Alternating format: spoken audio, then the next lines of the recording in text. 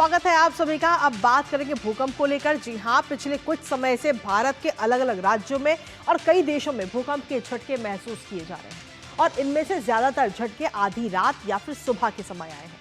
हाल ही में बीती रात की अगर हम बात करें तो भारत समेत 4 देशों में भूकंप के झटके महसूस किए गए, जिसमें से भारत के साथ साथ उसके देश लगे जो हैं नेपाल, तिब्बत और पाकिस्तान का नाम इसमें शामिल है। तो वही अगर तिब्बत की बात करें तो एक महीने के अंदर, बीता जो एक महीना है उसके अंदर 49 बार भूकंप के झटके महसूस किए गए।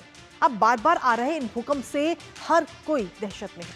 हर किसी के जहन में सिर्फ यही सवाल है कि आखिर क्यों बार बार भूकंप आ रहा है। क्या बार बार भूकंप का आना किसी बड़े खतरे का संकेत है? और यही बात इस वक्त जवाब कोशिश कर रहे हैं वैज्ञानिक भी इस जवाब को जानने का। लेकिन साथ ही अगर हम देखें तो कई बार ये झटके महसूस किए गए हैं। लेकिन आखिर क्यों ये झटके बार बार आ रहे हैं, एक नजर ग्राफिक्स पर डाल लेते हैं। आधी रात को दरअसल ये धरती कांपी है। बीती रात की हम बात कर रहे हैं और एक साथ कई जगह पर भूकंप के झटके महसूस किए गए हैं, जिसमें हम देखें तो बिहार है और देर रात करीब 2:36 पर ये भूकंप के झटके बिहार के अंदर महसूस किए गए। इसके साथ ही अगर हम देखें आगे, अगर हम नजर डालें तो दरभंगा, समस्तीपुर, सारण में ये झटके महसूस किए गए हैं। भूकंप जो आधी रात को आया है 2:36 पर ये भूकंप आया है। और साथ ही रिक्टर पैमाने की अगर हम बात करें तो इसकी तीव्रता जो है 5.5 मापी गई है, जो कि अपने आप में काफी ज्यादा इसे माना जाता है। तो 5.5 तीव्रता के साथ ये भूकंप आया और नेशनल सेंटर फॉर सिस्मोलॉजी ने इस पूरे घटनाक्रम की जानकारी भी दी है और इसकी तीव्रता के बारे में जानकारी दी है। लेकिन सवाल यह है कि आखिर बार बार ये भूकंप क्यों आ रहे हैं, क्योंकि सिर्फ भारत नहीं बल्कि नेपाल की राजधानी काठमांडू के पास ये भूकंप का केंद्र था, जिसका असर कहीं ना कहीं बिहार तक पड़ता हुआ नजर आया और जमीन से 10 किलोमीटर की गहराई में इसका केंद्र बताया जा रहा है। और ऐसे में अगर हम देखें तो 10 किलोमीटर की गहराई थी और पाकिस्तान में भी सुबह 5:14 पर 4.5 तीव्रता का ये भूकंप वहां पर भी महसूस किया गया है। तो पाकिस्तान की हम आपको बता रहे हैं, नेपाल में इससे पहले हमने आपको बताया। हालांकि फिलहाल अभी तक जानमाल के नुकसान की कोई खबर पाकिस्तान से नहीं है, लेकिन इसके साथ ही सवाल ये भी है कि आखिर नेपाल में ही बार बार इस तरीके के भूकंप क्यों आ रहे हैं। एक बार उस पर भी ग्राफिक्स के जरिए नजर डाल लेंगे। तो दरअसल नेपाल में भूकंप बार बार क्यों आ रहे हैं वो आपको बताने की कोशिश करते हैं। हिमालयी देश नेपाल में भूकंप आना अब एक कहीं ना कहीं आम बात इस वक्त हो चुकी है, क्योंकि भूकंप के लिए बहुत संवेदनशील है। नेपाल का पूरा जो क्षेत्र है वो काफी संवेदनशील माना जाता है भूकंप को लेकर और इसीलिए बार बार वहां पर झटके भी महसूस किए जा रहे हैं। सबसे सक्रिय टेक्टोनिक जोन में से एक है ये नेपाल और यहीं पर सबसे ज्यादा भूकंप के जो झटके हैं वो महसूस किए जा रहे हैं। इसके साथ ही आखिर ये भूकंप क्यों आते हैं, इसके पीछे साइंटिफिक रीजन क्या है, वैज्ञानिक क्या कुछ कहते हैं, एक बार उस पर भी नजर डाल लेते हैं।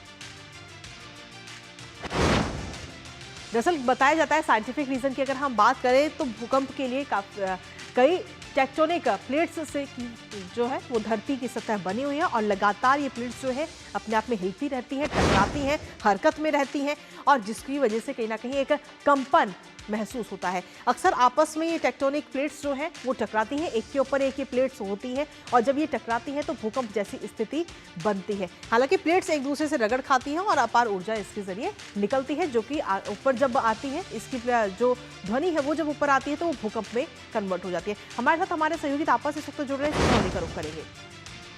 तापस, अगर हम देखें तो पिछले कुछ समय से लगातार कई जगह पर भूकंप के झटके महसूस करे जा रहे हैं। इससे पहले दिल्ली में हमने महसूस किए झटके, असम में भूकंप आया, बंगाल की खाड़ी में भूकंप आया और अब बिहार में, जिसका केंद्र नेपाल था। जी, आपने सही कहा कि ये जो भूकंप के झटके आ रहे हैं वो उसका बहुत महत्वपूर्ण रीजन है कि 2 टेक्टोनिक प्लेट यानी यूरेशियन प्लेट भी, भारतीय इंडियन सबकॉन्टिनेंट जो है वो बना है 2 टेक्टोनिक प्लेट के एक आने की वजह से। और ये हिमालय जो पर्वत श्रेणी है वो भी इसी वजह से हुई है। दोनों टेक्टोनिक प्लेट जो आपस में टकराते हैं तो ये जो पर्वत श्रृंखला है हिमालय का वो उसमें आता है। तो ये जो दोनों का जो टेक्टोनिक प्लेट एक दूसरे से टकरा रही है उसी की वजह से ये भूकंप आना लाजमी है। और यही रीजन है कि नेपाल और उसका आसपास का जो पूरा इलाका है, तिब्बत कहिए या फिर जो पूरा हिमालयन बेल्ट है, वो इसी वजह से इतना ज्यादा सिस्मोलॉजिकली एक्टिव रहता है। और ये होना भी चाहिए। उसका रीजन है कि अगर ये नहीं होता है तो आप सोचिए कि कोई बड़ी अर्थक्वेक की जो अंदेशा है उसको वो बढ़ जाता है। रीजन मैं बताता हूँ, जब इस तरीके के भूकंप आते हैं तो ये प्रेशर जो है आपके जो टेक्टोनिक प्लेट के नीचे प्रेशर होते रहते हैं, ये प्रेशर को रिलीज करता है। अगर ये नहीं हो रहा है तो आप समझिए कि एक तरह से ये खतरा बढ़ता रहता है। तो आप जैसे हम दिल्ली की बात करें, क्योंकि दिल्ली भी सेस्मोलॉजी जोन 4 में आता है, तो यहाँ पे भी जब भूकंप आता है तो ये दर्शाता है कि ये जो प्रेशर है वो निकल रहा है। तो ऐसा नहीं कि कोई जितने भी बंगाल में आए या फिर इसमें ये इसका रीजन कुछ इनमें कोई एक लय है या कोई एक पर्टिकुलर रीजन है, ऐसा नहीं है। कोई ये लोकलाइज्ड है, ये अपने तरीके का अपने अपने जगह पे, जैसे बंगाल का एक फॉल्ट लाइन है, नेपाल का एक फॉल्ट लाइन है, यहाँ पे भूकंप आना दर्शाता है कि ये जो एरिया है वो एक्टिव है और ठीक है। अगर यहाँ पे भूकंप नहीं आते हैं या फिर उसके झटके महसूस नहीं होते, प्रेशर रिलीज नहीं होता है, तो बड़े भूकंप की जो है आशंका बढ़ जाती है। और जब इस तरीके के बड़े भूकंप आते हैं, इससे पहले भी नेपाल और उसके आसपास इलाकों में, हिमालयन एरिया में जो पर्वत श्रृंखला है वहां पे बड़े भूकंप आए हैं, तो तब वहां पे दिक्कतें हैं बढ़ जाती है। तो इसी वजह से ये जो छोटे भूकंप के झटके हैं ये एक तरह से प्रेशर रिलीज करते हैं। चलिए, फिलहाल बहुत बहुत शुक्रिया तापस, तमाम जानकारी और अपडेट्स हमारे साथ साझा करने के लिए। और इसी के साथ फिलहाल न्यूज पंच में मुझे और हमारी टीम को दीजिए अनुमति। 2 बजे फिर होगी आपसे मुलाकात कुछ और महत्वपूर्ण खबरों के साथ। तब तक के लिए नमस्कार।